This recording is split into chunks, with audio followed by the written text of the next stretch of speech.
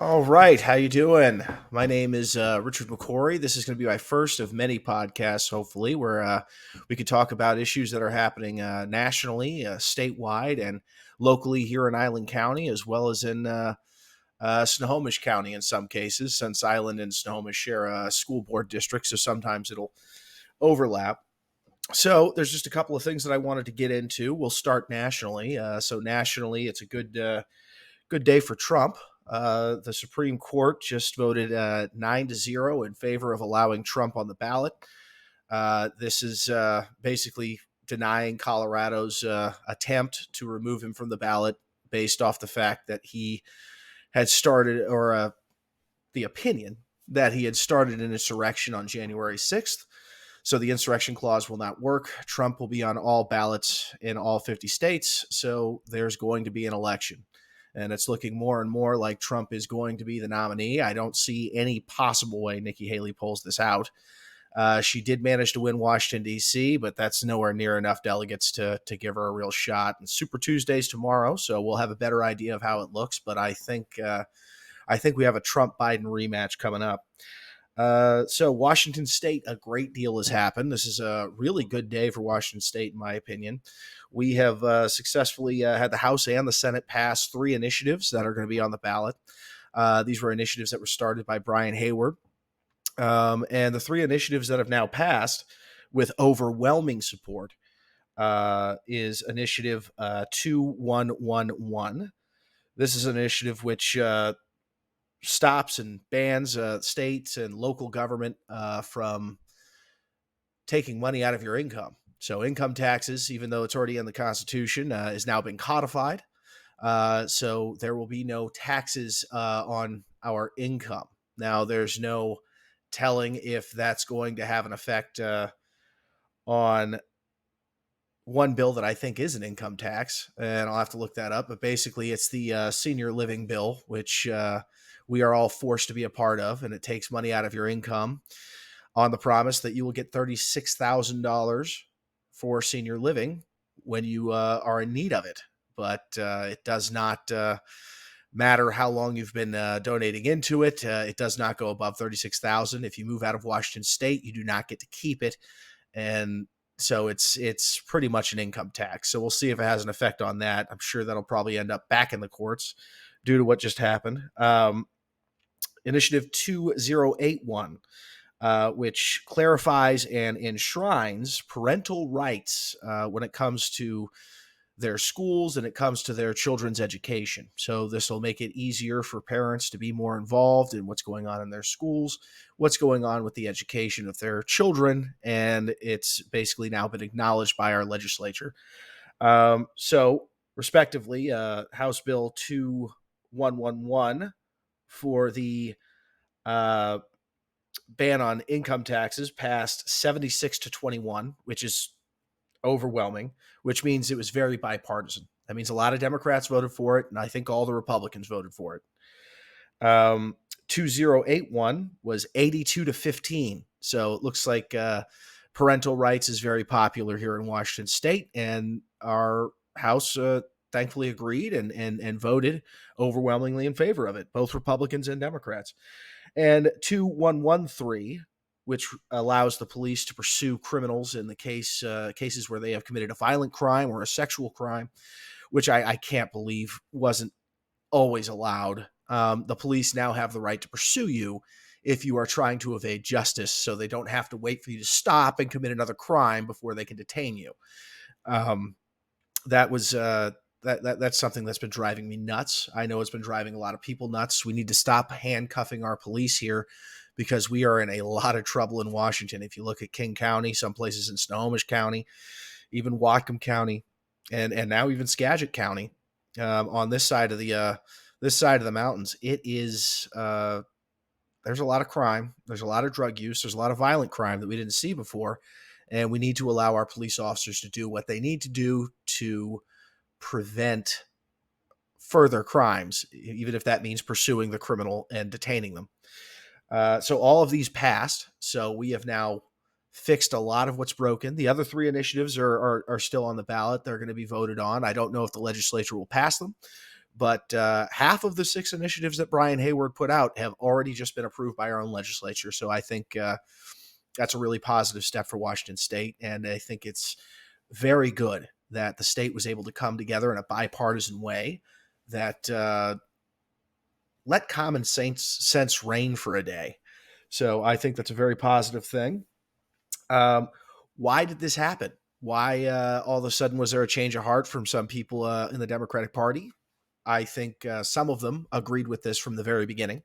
They thought that we had gone too far at handcuffing our police and making it difficult for parents to be involved in their children's education. And they thought that we went a little too far to the left, and they wanted to bring us back to a little bit of moderation. And then some realized that if all 6 of these initiatives were going to be voted on by the people, and this was the only way to pass them, it would have motivated a lot more Republicans to come out and vote. And it would have motivated many people who may not usually vote to come out and vote for the other side.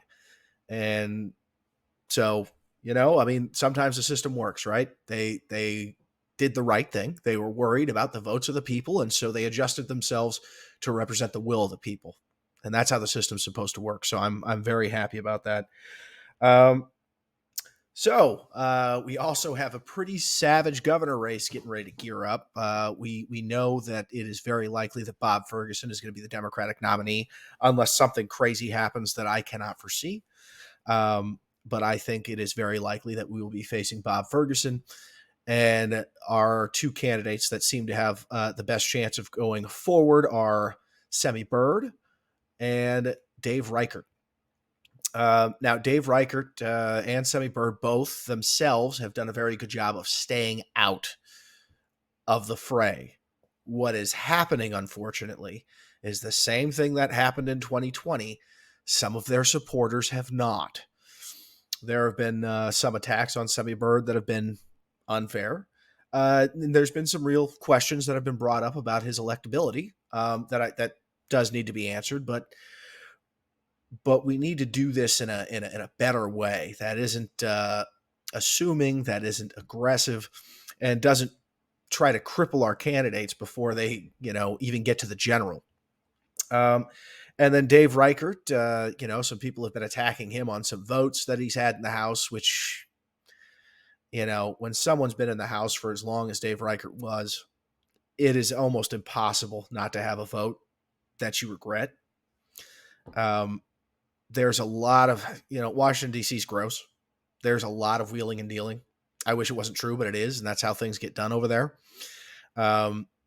And there are some votes that he's made that he's going to have to explain to his party of why he did that and why he felt it was best for the people of Washington State. And so that's what we're dealing with in the governor's race.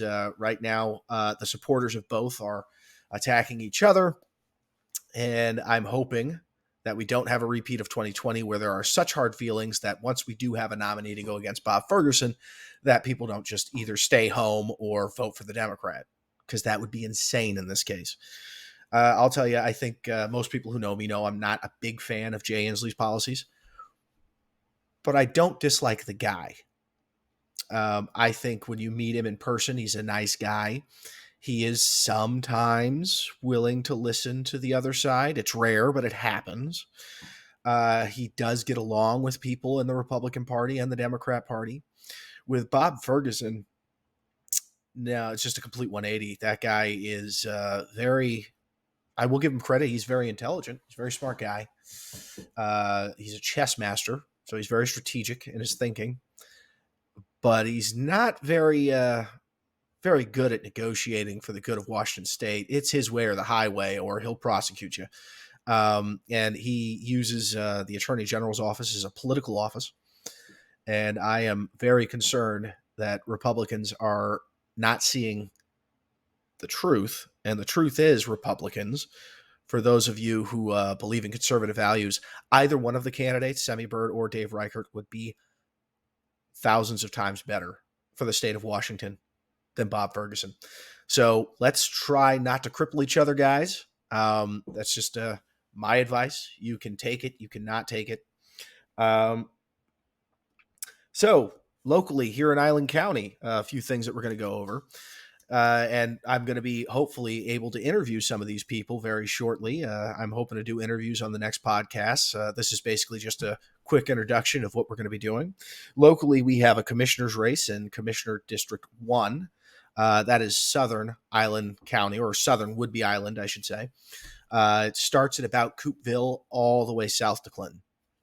And that is the most Democrat-leaning location in Island County. I believe it went about 70-30 in favor of Democrats in the last election that I saw. We have 4 people in the race right now. There are rumors that a 5th, an independent, might jump in. But for right now, I'm just going to go over the 4 that are in, that I've announced with the PDC. We've got Wanda Groen, former Republican treasurer who served 2 terms. So she is well known in Island County, and I think right now she has a job working for the local government of Langley, and she's getting some support there that generally conservatives do not get, because they know her, what she did as treasurer, and she really did a lot. She saved us from a previous treasurer who kind of put us in a rough spot here at Island County, and she was able to recover us from that. And now the treasurer office works a lot more smoothly. Currently, Tony Lamb is the treasurer of Island County, and we'll see if he's able to continue what Wanda Groen did and ride the good vibes she brought in. We have Steve Myers, who is a building contractor. He's well known in South Woodby. He assists a lot in dealing with things that have to do with housing, that have to deal with zoning. He's an expert when it comes to stuff of that nature, when it comes to infrastructure, and he wants to bring that into Island County. He's also running as a Republican, as is Wanda Groen. We have the incumbent, who is Melanie Bacon. She's a Democrat. She has been off to a slow start, but on Sunday, she's going to have her campaign kickoff. I believe it's going to be at Freeland Hall, I think. I'll have to check again. But she's about to have a kickoff. She just started fundraising. She now is reporting some money raised in her campaign. And then we have a challenger from within her own party. And if I butcher this name, please forgive me. I believe her name is Marie Shimada. I think. It's Marie Shimada. And she is running to remove the incumbent from her own party. And I will tell you, Marie Shimada has raised a great deal of money. I think last I checked, and it could have changed since then, she's raised over $21,000, which is a very strong start for someone who's challenging the incumbent. Right now, Melanie Bacon, although it's early, is only showing about $250 spent on her campaign. I'm not sure how much she's raised yet, but it's not how much Shimada has raised. Steve Myers has invested heavily. He's invested a lot of his own money into the campaign, which tells me that he's in it to win it. And Wanda Groen is raising from normal conservative fundraisers. I will also point out the Island County Republican Party has endorsed Wanda Groen in this, which I can completely understand. I don't think that was in any way a slight to Steve Myers. It was Wanda Groen is a known quantity. We've known her for a long time. We knew her as treasurer, where she did a fantastic job, and I think that's what led the Island County Republican Party to make that endorsement. However, we are still very friendly with Steve Myers, and if Steve Myers happens to be the nominee, I know they will support him immediately. But one thing that we do have to consider is that this is a jungle primary state. So only 2 people make it to the ballot, and it's the 2 people with the most votes. And since we're talking about the first district here in the county, that's 70-30 Democrat, there's a real possibility that we could be looking at 2 Democrats on the ballot if Republicans don't really get behind one candidate. So we will see what happens. There's a lot of excitement, and I'm hearing rumors that there's going to be a 5th candidate who's going to be an independent. He's run before, but I won't mention him until he announces. So we've got a lot of exciting stuff going on. And last but not least, Jill Johnson is running for re-election in Commissioner District 2. She's a Republican, the only Republican incumbent commissioner. Right now, it doesn't look like she has an opponent. at least not filed with the PDC. So I'd say her chances of reelection right now look pretty good. So that's, excuse me, that's what we have going on now, and look forward to updating you more. Thank you.